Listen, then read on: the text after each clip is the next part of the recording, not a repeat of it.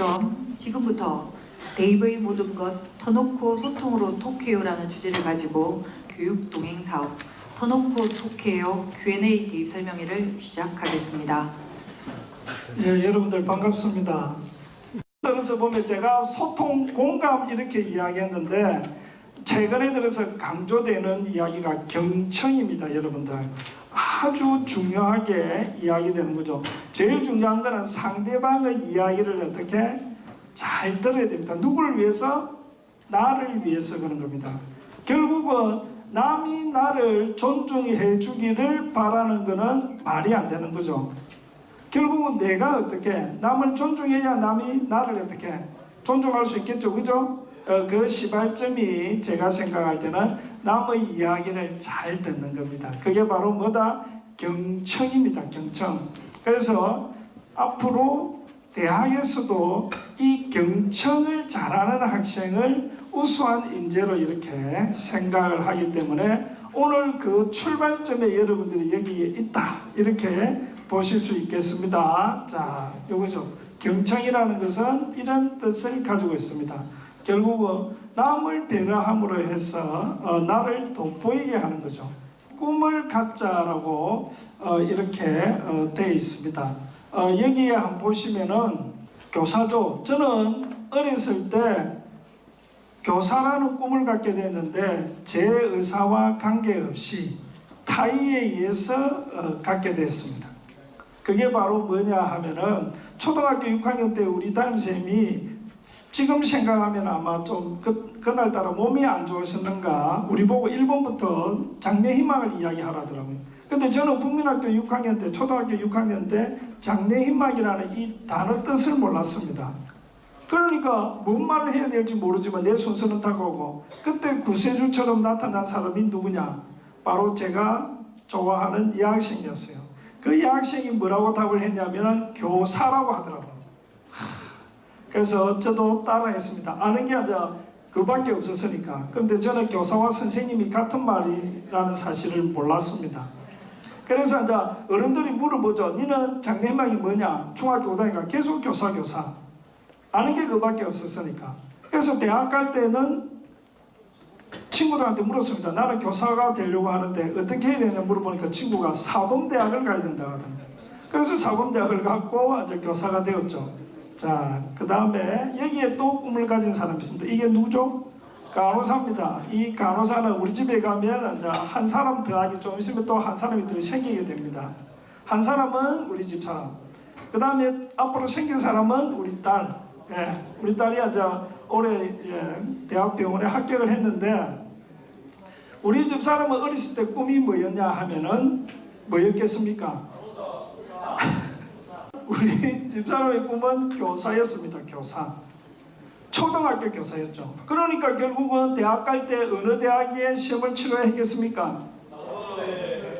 교육대학에 앉아 시험을 치렀습니다. 교육대학. 그렇죠? 예. 그래서 여기에 보시면 우리 집사람은 초등학교를 교사가 되려고 했기 때문에 교육대학을 시험을 치는데 떨어졌어요. 그러니까 이제 결국은 그 당시만 해도 가정형편이 어려우니까 동생을 위해서 재수를 할 수 없으니까 간호대학을 간 거죠. 그러니까 결국은 자기가 원하지 않는 직업을 갖게 됐죠. 그런데 3학년 때 이렇게 취업을 하게 됐는데 우리 집 사람이 뭘 싫어하냐면 피를 무서워해요. 간호사인데 피를 무서워하니까 어떻게 방법이 없죠. 그래서 물었답니다.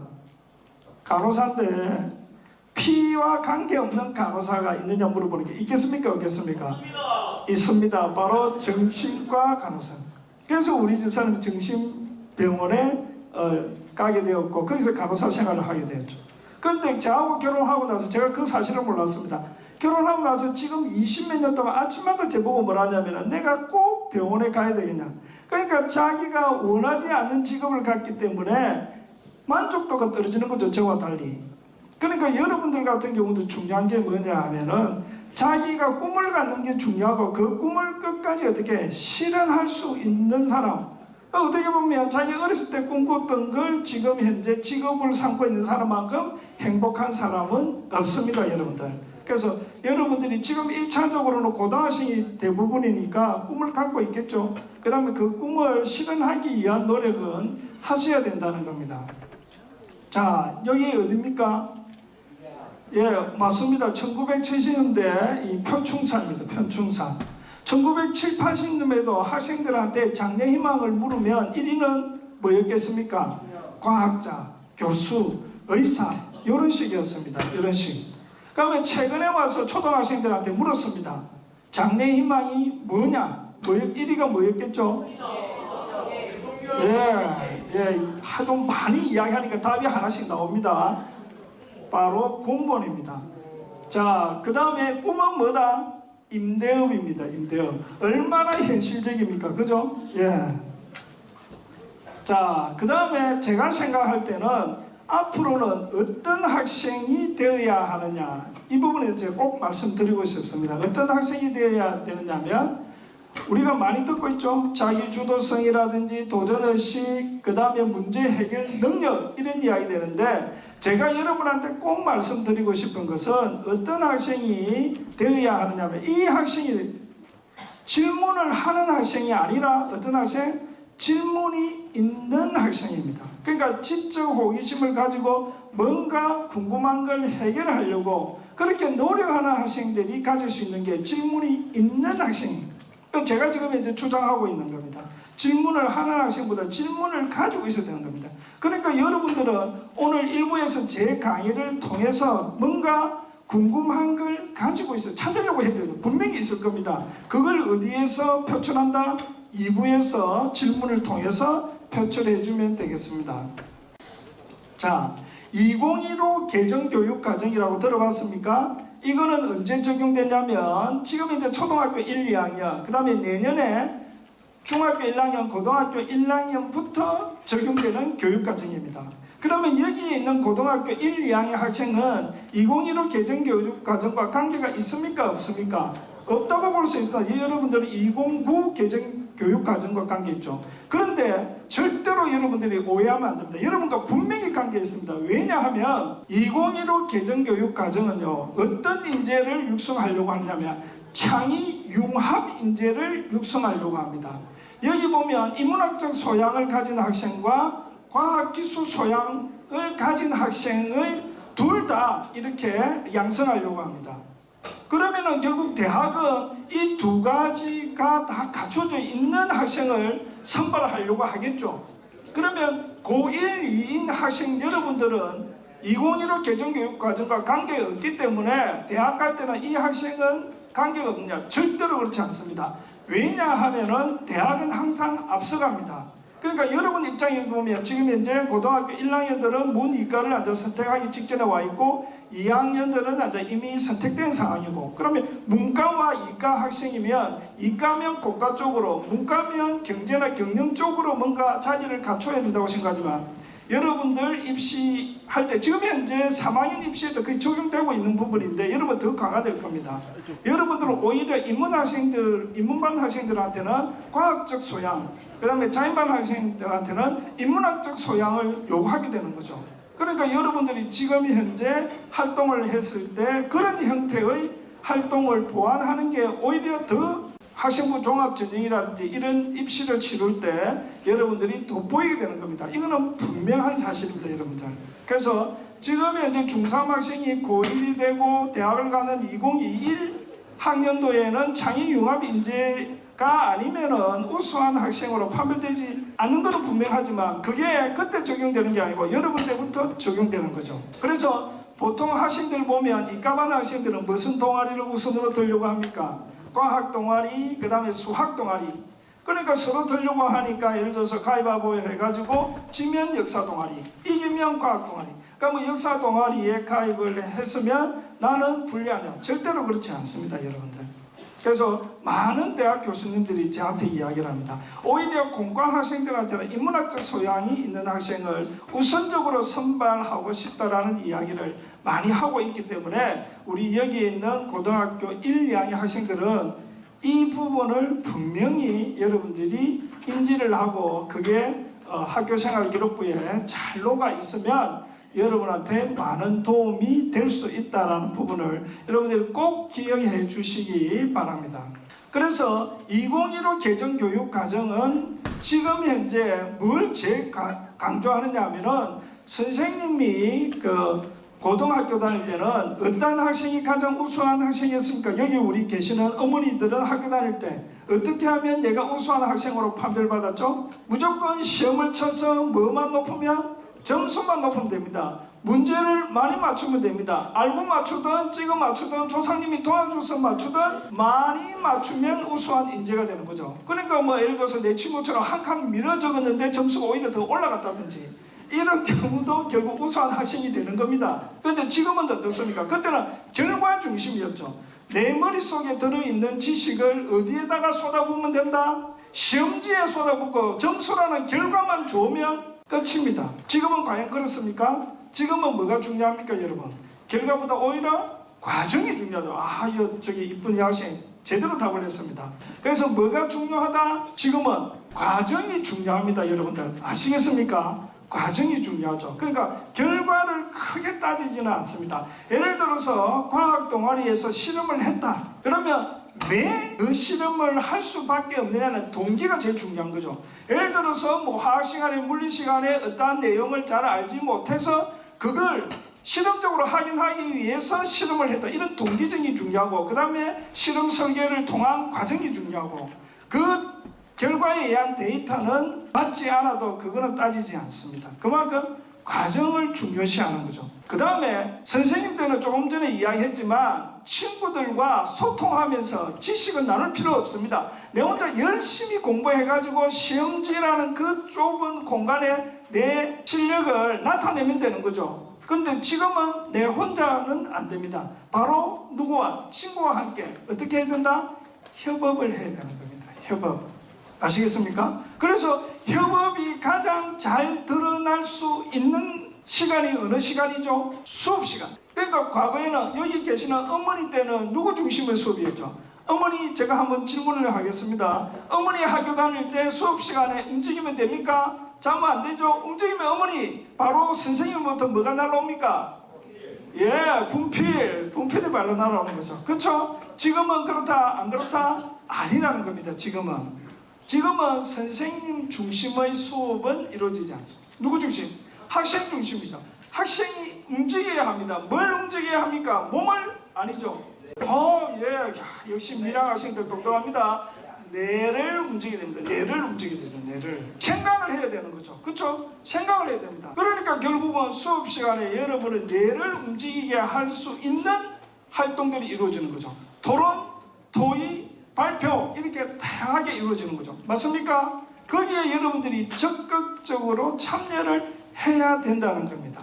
그런 학생이 결국은 창의적이고 뭔가 창조적인 걸 만들어낼 수 있는 인재라고 우리는 생각을 하고 이게는 대부분 다 동의를 하고 있지 않을까 생각합니다. 최고의 고등학교는 어떤 고등학교이기 때문에 이 고등학교입니다.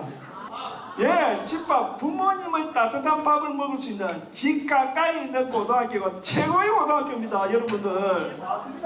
왜냐하면 학교에서 주어지는 프로그램은 좋고 나쁨이 없고 중요한 거는 여러분들이 중요한 겁니다. 여러분들 더 잘 알지 않습니까? 무슨 이야기냐 하면은 학교에서 공부를 제대로 안 하는데 학원 간다고 해서 성적이 올라갑니까?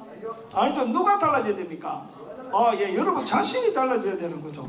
그와 마찬가지입니다, 여러분들. 그래서 우리 경남에 있는 타지는 제가 모르겠습니다. 우리 경남에 있는 고등학교는 전부 다 우수한 고등학교입니다, 여러분. 그리고 여러분들이 충분히 재능을 발휘할 수 있도록 교육 환경을 다 마련해주고 있기 때문에 여러분들한테는 제가 나중에 강조했지만 제일 필요한 거는 뭐냐면 자신감입니다, 여러분들. 자신감. 할 수 있는 거죠. 공부라고 하는 것은 학생들이 쉽게 포기하는 이유가 뭔지 아십니까? 결과가 즉시 나타나지 않는 거죠. 다른 거는 밥하는 데는 불과 1시간도 채 걸리지 않지 않습니까? 그렇지만 공부는 인내가 필요합니다. 그러니까 여러분이 포기하지 않고 끝까지만 하면 성적은 어떻게 여러분 원하는 성적 올라가게 되어 있습니다. 그때까지 참지 못하기 때문에 그렇죠. 그래서 이 실질적으로 실험을 해봤더니 공부는 거의 대부분이 어디서 포기하냐면 성적 오르기 직전에 포기를 하는 거죠. 그러기 때문에 여기 끝까지만 해주시면 된다고 생각합니다. 그래서 여기에 중학교 학부모님도 와 계시는데 멀리 볼까 하니까 집 가까이 있는 학교가 최고의 학교라는 생각을 가지시고 고등학교를 선택해 주시면 되지 않을까 생각합니다. 자, 지금 이제 수시 정시 이야기를 합니다. 그렇죠? 수시 정시는 어떻게 구별합니까? 모집 시기로 구별하는 겁니다. 수시가 끝나야 정시가 시작되지, 수시가 끝나지 않는데 정시가 시작되는 것은 있을 수가 없습니다. 그래서 여기 보시면 매년 수시의 비중이 어떻게 됩니까? 예, 증가하고 있습니다. 올해 같은 경우는 지금 고2 학생들은 76.2%가 수시로 학생을 선발합니다, 여러분들. 그렇기 때문에 대부분 재학생들은 재수를 하지 않을 상황에서는 수시 중심으로 갈 수밖에 없는 상황입니다. 왜냐하면 정시는 대부분이 누구 중심? 졸업생들이 강하게 영향을 발휘할 수밖에 없습니다. 자, 그러면 여기에 있는 단어를 한번 볼까요? 대입은 뭐의 약자죠? 대학 입시. 너무 잘합니다, 학생. 자, 전형은 뭘까요? 앞으로 전형이라는 이야기를 많이 듣게 되는데, 전형은 뭐냐면 학생을 선발하는 시험의 방법의 일종이라고 생각하시면 됩니다. 학교에서는 어떤 시험이 있죠? 지필고사 또. 자, 뭐죠? 지필고사, 서술형평가, 수행평가, 이런 방식이죠. 그걸 바로 지적에서는 뭐라고 한다? 전형이라고 합니다.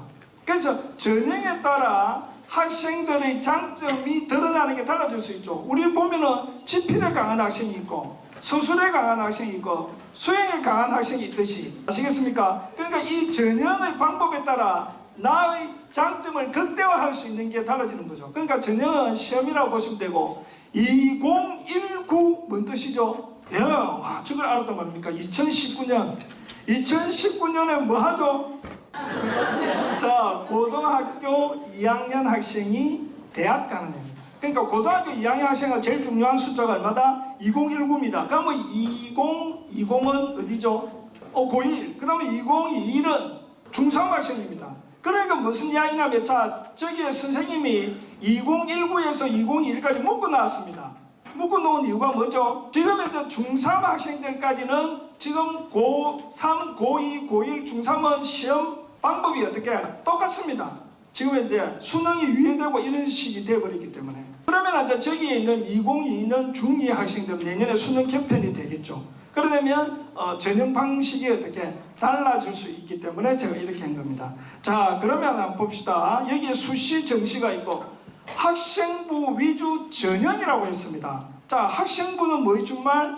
학교생활기록부의 준말입니다. 그러면 조금 전에 제가 뭐라고 했죠? 전형이 뭐의 일종이다? 시험. 그러면은 학생부 위주 전형이란 말은 무슨 뜻입니까? 뭐가 중요하다? 시험에서 학교생활기록부를 가지고 학생을 선발하는 전형이 학생부 위주 전형입니다. 그러니까 저 전형에서는 뭐가 제일 좋아야 됩니까? 학생부 기록이 좋아야 되죠. 그런데 학교생활기록부 안에는 뭐가 있죠? 여러분들이 제일 힘들어하는 게 뭐죠? 성적. 그렇죠? 교과학습발달상 8번째 있는 거.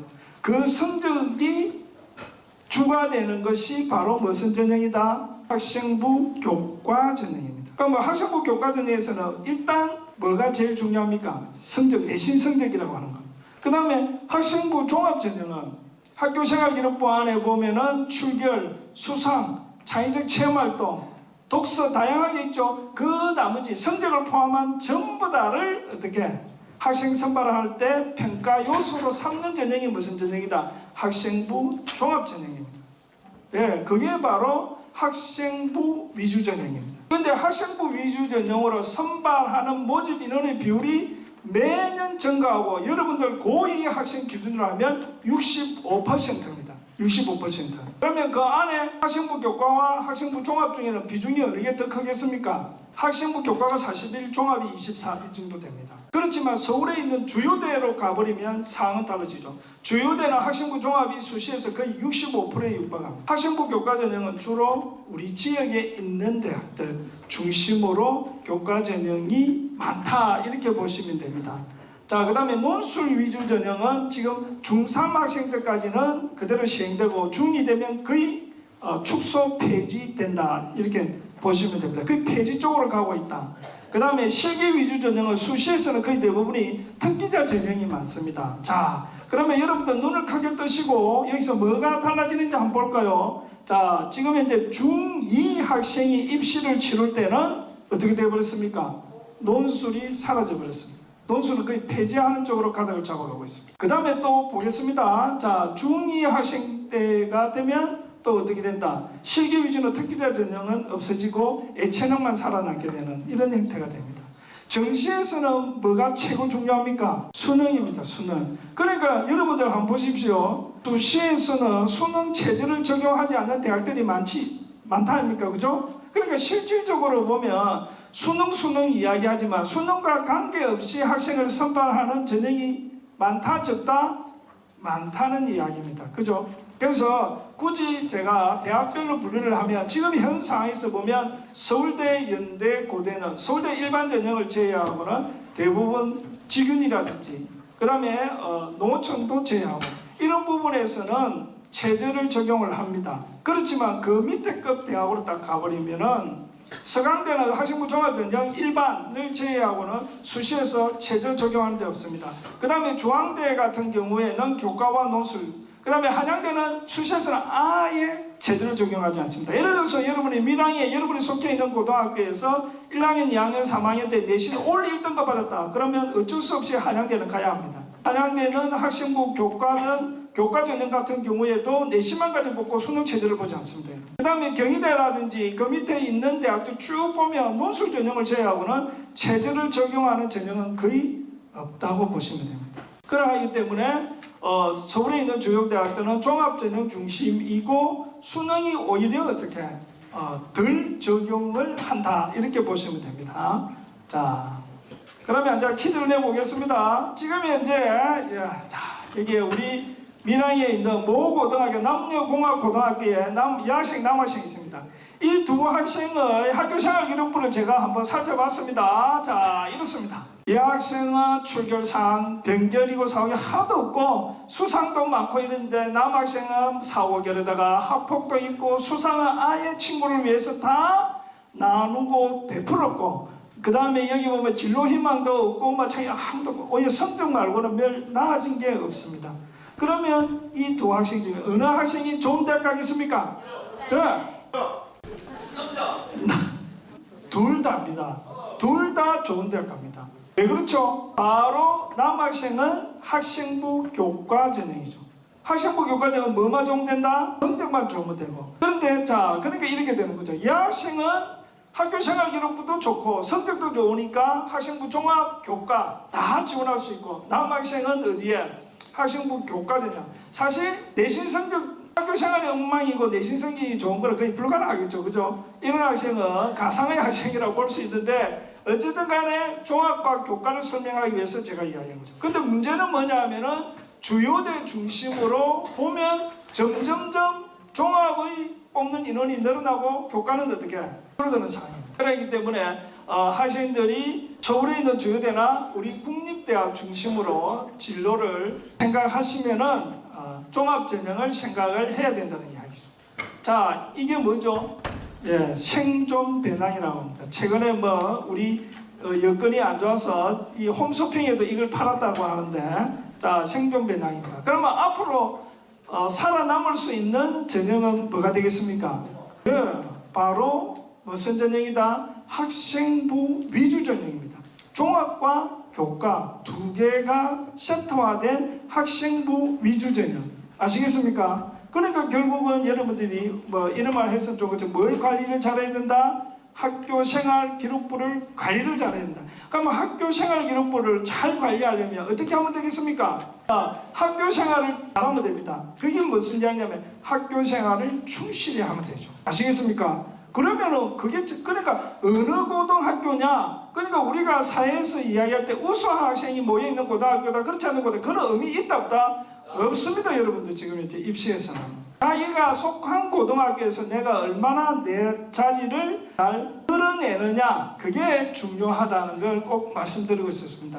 그래서 제가 방금 이야기했죠. 2019 입시 전형에서는 학생부 위주 전형이 65%, 교과가 41, 종합이 24 이렇게 됩니다. 그래서 점점점 이 비율은 고1, 중3, 중2로 갈수록 늘어날 수밖에 없는 상황이 되어가고 있다는 거 꼭 기억해 주시기 바라고, 그 다음에 학생 수는 지금 급격히 줄어들고 있습니다. 고2에서 고1이 되면서 전국에 있는 학생 수가 7만 명 줄어들었습니다. 고1에서 중3이 되면 6만 명, 2년 사이에 13만 명이 줄어드는데 우리 지역에 있는 부산대학이라든지 이런 대학이 거의 40개가 2년 안에 사라져야 됩니다. 이게 가능합니까? 불가능하죠. 그러니까 결국은 대학을 가는 것은 어렵지 않습니다. 근데 내가 원하는 대학 가는 것은 점점 어떻게 어려워지는 그런 상황이 된다는 걸 기억해 주시면 되겠습니다.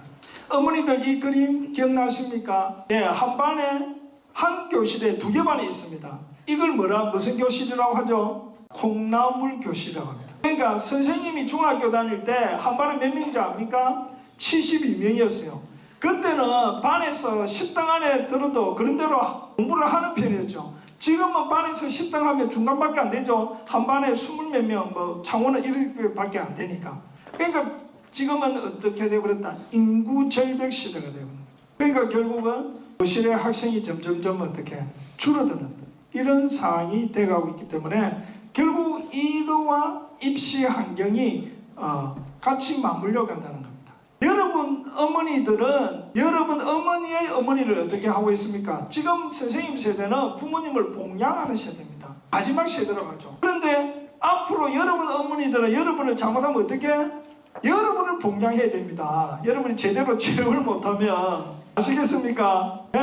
그래서 옛날에는 부모님들이 자식 잘 되라고 이렇게 생각한 이유가 뭐냐면 자식이 진짜 잘 되라는 것도 있고 자식이 잘 돼야 내가 어떻게 노후가 편안한 거고, 지금은 어떤 생각을 갖고 있겠습니까? 저는 우리 애 보고 공부 열심히 말로 해본 적 없습니다. 속으로 하지만 속으로 합니다. 저기 좀 제대로 공부를 해가지고 취업해가지고 내 것만 가져가지 마라. 예, 그런 생각은 어머니 동의하시지? 예, 고개를 계속 끄덕이고 계십니다. 자, 그러니까 여러분들은 여러분만 잘하면 되는 겁니다. 아시겠습니까? 여러분이 열심히 하는 그게 결국 여러분 부모님한테 효도하는 거라는 거죠. 우리 때는 열심히 공부하고 외우고 합니다. 암기식 교육. 이게 결코 무조건 나쁘다고 저는 생각하지 않지만 그래도 암기식 교육에서 벗어나서 지금은 뭔 중심? 관찰과 기록 중심입니다. 지금은 적자생존이다. 적어야 합니다. 왜냐하면 선생님이 3학년이 돼가지고 자기소개서 쓰기 위해서 학생들하고 학생부를 가지고 이렇게 상담을 해보니까 1학년 때 기록이 많이 돼 있는데 물어보면 학생들이 뭐라 하냐면은 기억을 못한다고 그럽니다. 야, 너 보니까 1학년 때 실험 많이 했는데 기억을 못해? 이러면 기억을 못한다고 합니다. 기록을 안 해뒀으니까 그런 거죠. 이 진짜 중요합니다. 근데 제 생각으로는 아무리 인터넷이 발달하고 컴퓨터가 발달해도 온라인 상에서 컴퓨터 속에 저장하는 것보다는 차라리 손으로 기록하는 게 저는 더 낫다고 생각합니다. 기록하면서 자기가 생각을 어떻게 정리할 수 있거든요. 아시겠습니까? 이렇게 타이프 치는 것보다는. 그래서 여러분들도 꼭 이거는 실현해 주시면 돼요. 이게 이제 문제가 되는 거죠. 여기 한번 볼까요? 이게 바로 뭐냐면은 지금 이제 보면 저도 마찬가지고 여러분도 마찬가지고 이 앞에 서서 자기 생각을 자신있게 말하기가 쉽지 않죠. 그죠? 왜냐하면 이제 이게 교육이 안 돼 있는 경우도 있습니다. 그래서 지금 이제 중요한 건 발표입니다. 발표. 네. 지금 이제 여러분 선배들 고3들 수시를 지금 이제 치르고 있는데 가장 힘들어하는 게 뭡니까? 면접에 대한 부분이죠. 그죠? 그러다 보니까 남 앞에서 자기 의사를 표현하기 없죠. 그러니까 과거에는 시험지에다가 내 생각을 그냥 옮겨 놓으면 되는 거지만 지금은 내 머릿속에 있는 걸 어떻게 다른 사람한테 논리정연하게 표현할 수 있어야 됩니다. 그게 바로 발표력인데 여기에 보면은 이 남자는 거의 사시나무 들듯이 이렇게 되는 거죠. 그래서 지금은 지식을 머릿속에 담아두 가지고는 안 된다는 거죠. 남한테 표현을 얼마나 잘하느냐에 따라 능력이 결정되는 겁니다. 자, 학생부 교과 전형은 딱 보면 특징이 뭐냐 하면은 여러분들 보면은 경쟁률은 높다 낮다? 낮습니다. 왜? 이미 지원할 때 내가 될 것인지 말 것인지는 어느 정도 가늠하고 시작하기 때문에 경쟁률은 높지 않습니다. 그 다음에 6개 수시 지원했을 때 교과 전형으로 4, 5개를 넣으면 보통 2개 이상 되는 경우가 많아요. 1개만 딱 되는 경우는 드뭅니다. 그러니까 교과 전형은 뭐가 많다? 충원율이 많은 거죠. 빠져나가니까. 그런데 특히 논술 같은 경우에는 복수 합격이 점점 줄어들고 있어요. 종합 전형도 좀 그런 경우가 있고. 그래서 지금 현재 교과 전형은 경쟁률이 낮고 충원이기 때문에 높기 때문에 합격할 수 있는 확률은 높지만 우수 대학들은 이런 전형을 점점 어떻게 줄여가고 있는 그런 장단점을 가지고 있습니다. 자, 학생부 반영 방법이라고 들어봤죠? 교과 전형에서는 자, 서울에 있는 주요 대학들은 제가 우스갯소리 이렇게 합니다. 서울에 있는 서울대 연대고대는 어떤 학생을 원한다? 공부 잘하는 학생을 원합니다. 그 밑에 있는 대학은 잘할 수 있는 학생을 원하고 우리 지역에 있는 대학은 학생이면 됩니다. 다른 거 원하지 않습니다. 어떤 학생을 원합니까? 고등학교를 졸업한 학생. 고등학교를 졸업하지 않으면 아무리 서울대 수시에 합격해도 졸업 안 하면 서울대 갈 수 있다 없다? 없습니다, 여러분. 아시겠습니까? 그래서 교과 전형에서는 내신 성적을 여러분이 배운 과목을 반영하는데 대학마다 좀 차이가 있습니다. 주요 대학들은 어떻게 한다? 국영수사, 국영수과에 있는 과목을 전부 다 반영을 합니다. 그렇죠? 그 다음에 여러분들 우리 진주에 있는 경상대학은 학생부 어떻게 반영하는지 아십니까? 지금 이제 고3 학생들은요 어떻게 반영하냐면 1학년 1학기, 2학기, 2학년 1학기, 2학기, 3학년 1학기에 배운 국어 모든 과목, 수학 모든 과목, 영어 모든 과목, 수학, 사회과학 중에 모든 과목 중에 자기 잘한 거 몇 개? 3개씩만 뽑습니다. 3개씩. 아시겠습니까? 그러니까 총 몇 개를 뽑죠? 국영수사 인문, 자연은 국영수과 4 곱하기 3이니까 몇 개? 12개를 뽑습니다. 그러니까 1학년 때 국어 잘하고 2학년 때 수학 잘하고 3학년 때 영어 잘하고 하면은 뭐고 여기서 3개씩 뽑으니까 12개 우수한 학생이 되죠. 그게 지금 고3까지의 경상대 학생부 반영 방법이었는데 여러분 고2부터는 여러분한테 허락도 구하지도 않고 바꿔버렸어요. 어떻게 서울에 있는 대학처럼 국영수사, 국영수과 전 과목으로 바꿔버렸습니다. 그러면 지금 현재 우리 여러분 선배가 경상대학교에 올해 교과 전형으로 합격했는데 뭐 국어국문학과에 3.5로 합격했다. 그렇죠? 마지막 컷이 3.5다. 그러면 내년에는 만약에 어떻게 되겠습니까? 3.5보다 높아지겠습니까? 낮아지겠습니까? 당연히 낮아지죠. 왜? 골라서 하는 것보다는 전부 다 반영하니까 어떻게 성적은 내려가게 되는 거예요. 그러니까 이런 걸 잘 기억해야 되는 겁니다, 여러분들. 그러니까 입시 결과, 전년도 입시 결과가 그대로 적용되지 않은 게 많기 때문에 특히 이 경상대 부분이 여러분 때는 달라졌다는 걸 제가 고2부터 창원대는 그대로입니다. 창원대는 1학년 때 국영수사, 국영수과 중에 하나씩, 그 다음에 2학년 때 2개씩 해서 총 12개 하는 거는 똑같습니다. 그런데 창원대가 내년 여러분 고2부터 달라지는 게 뭔지 아십니까? 학생부 종합전형을 실시합니다. 여러분들 220명을 선발하는 거죠. 그래서 지금 점점점 학생부 종합전형을 선발하는 인원이 서울 쪽은 정체되어 있지만 지방은 늘어납니다.